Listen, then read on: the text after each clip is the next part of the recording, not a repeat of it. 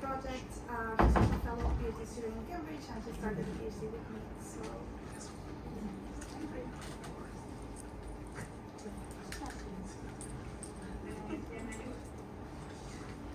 Hi everyone, I'm Anna. I'm a second year PhD student at the Faculty of Education at the University of Cambridge. I'm here to present my ongoing PhD research on women's sense of belonging at elite higher education institutions. Specifically, my study focused on women who graduated from Encompassing in Brazil and Cambridge University in the UK in the 21st century. Both universities are ranked among the top 2 universities in their countries. These women are the first generation within their families to attend university, all of them coming from state schools, including both white and non-white women. Additionally, my study is informed by the lived experiences of their mothers. I will start this presentation by telling you a bit about who I am and where I stand in relation to my study. I am a 45-year-old woman, a student parent who went back to university after a period of being a full-time mother. Before that, I had a corporate career in Brazil and in the UK, where my children were born. We have been living in the UK for more than a decade now, and in times of Brexit, I was targeted in a hate campaign from people who believed I was not entitled to live in their country. My own experiences of belonging as a university student, as well as in life in general, in very different places and times, are complex and sometimes opposed to each other. What does it mean to belong? My research dives into this question, drawing from Heidegger's insights in being and time.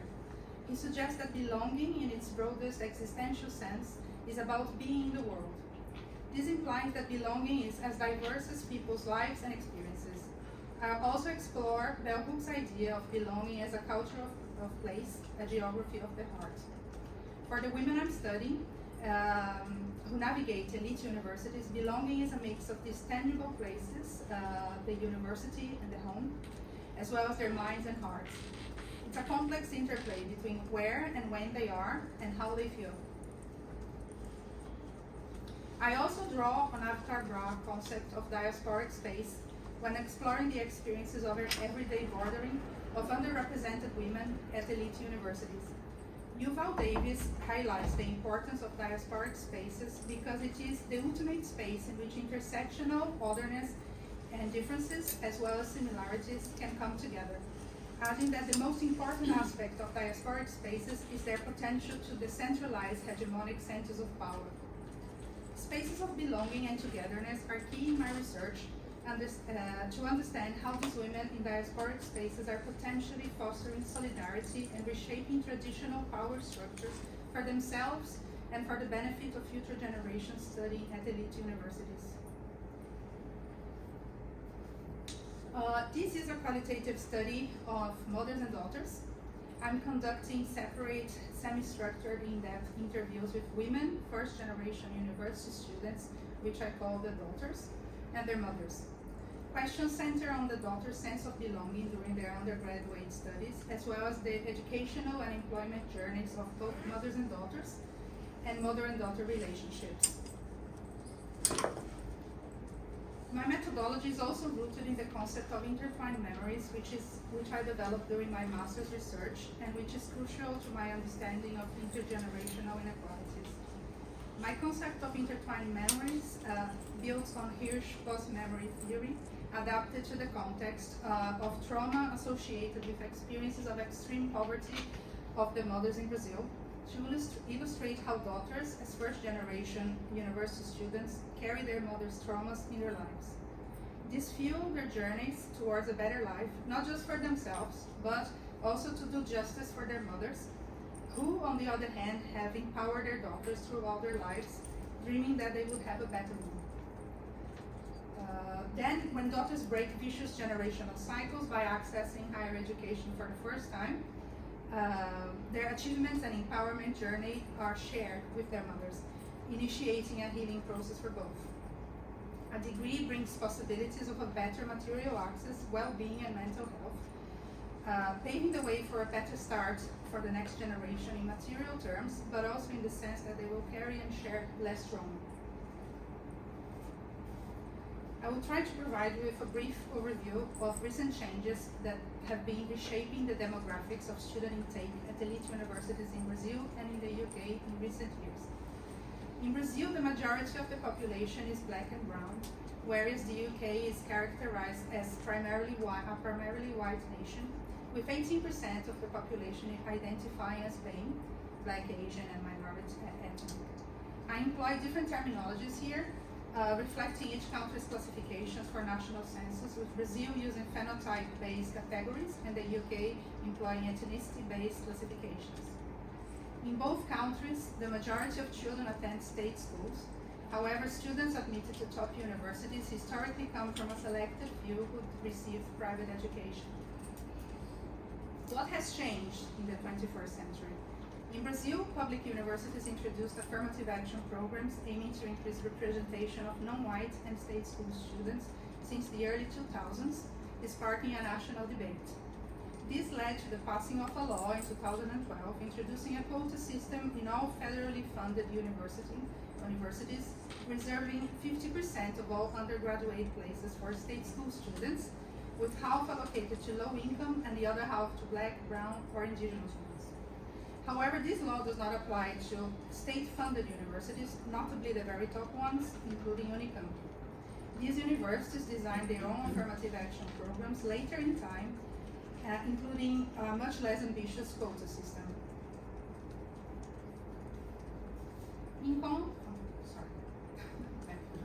In contrast, the UK lacks such legislation or a socio-racial quota system.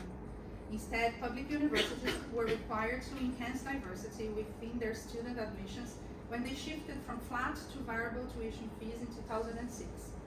Access participation plans and outreach programs were outlined in access agreements negotiated between universities and the government body regulating higher education. The specific targets are primarily based on a single indicator, the intake of state school students.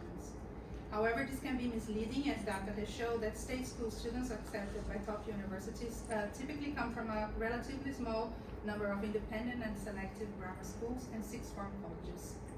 Nevertheless, this brought in state school students who otherwise would unlikely have a place at Cambridge, including the participants of my study. In fact, only today I saw in the news that Cambridge is actually dropping out of their next access agreement targets for state school students, putting at risk the recently achieved progress. In Brazil, these programs resulted in black and brown students becoming the majority within public universities for the first time in 2018. Unicamp in particular saw a 91% increase in admissions of black, brown, and indigenous students after the introduction of its racial quota system in 2017.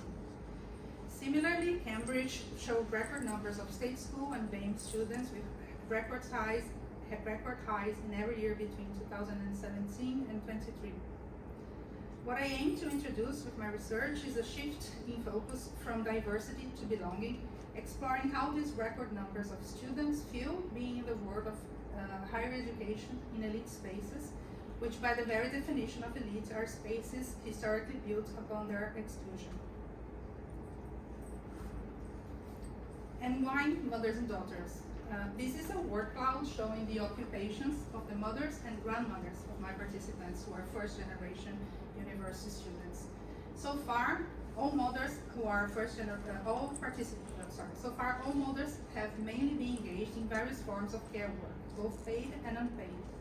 I want to understand if these patterns in occupations typically undertaken by women are disrupted or not, when daughters are the first generation of women in their families to have access to higher education. This is a brief profile of the mothers and daughters who participated in my research so far. The daughters hold degrees in various fields, including history, computer science, civil engineering, education, social sciences, veterinary science, and medieval studies.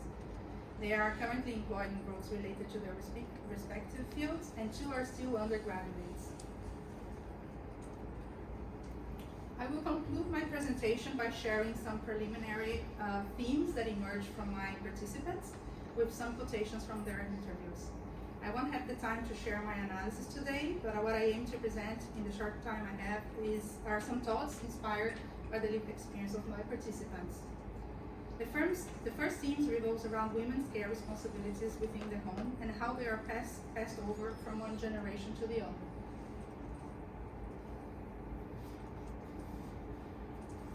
One Brazilian mother said that she became a full-time mother because my husband used to say, "Oh, but you didn't study. Are you going to work to take care of others?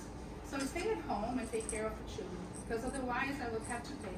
I would have to pay some to do that." This other one is from a daughter from Brazil who began her studies during the pandemic. She told me this: "So when I got the pandemic, I stayed at home for a long time. I think that made my mom a little happier because she could go to work and I would stay home with my little brother. My brother at home, and he wanted to watch cartoons on my computer, which was the only screen they had in the house, and I was, okay, watch. So I took fewer subjects, fewer credits, and I got my degree delayed a little bit. Her studies were actually delayed by about a year. And when I met her, her peers were already graduating, but still she had 1 year ahead of her." I will share a brief video clip from the film Southport, not that one, before we go to the next theme. The movie is set at Oxford University, and the men in the scene are wearing tuxedos for a university party. One of them comes from an affluent family, with his mother also being a former student at Cambridge and Oxford. Nice tux. It's a rental, right? Yeah. Yeah. Sleeves are too long. Always check the sleeves. It's still not bad. I mean, you're almost passing. So, "You were almost passing" is another emergent theme when considering belonging. Many of my participants have made different degrees of effort to fit into their elite university environment. One daughter from Brazil recalled her experience at her graduation party. She says, "You see everyone very well dressed with all their family with their support, right? I didn't feel very comfortable in that place. You know how I felt? Very out of place. If I felt for a moment like I was well dressed, others would be much better dressed than me." A Cambridge participant told me, I definitely felt like I had to pretend that I was a little bit posher than I was. For the first few weeks, I was very much like, I have to speak nicely and maybe portray myself as I have a bit more money."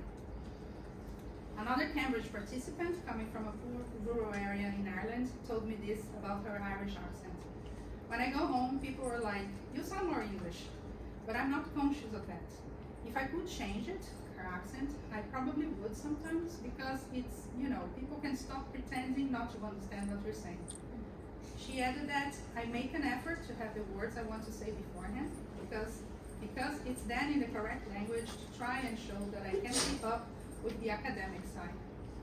So clearly from these quotes from my participants, there is a constant reminder that to belong, they need to catch up in a variety of ways.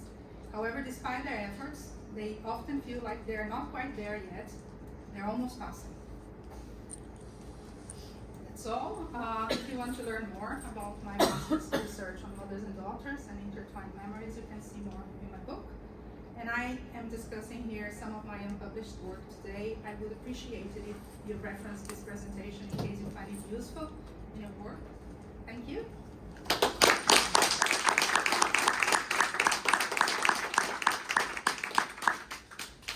I forgot to say we have some Scottish shortbreads there from the UK if you want to give it a go, please.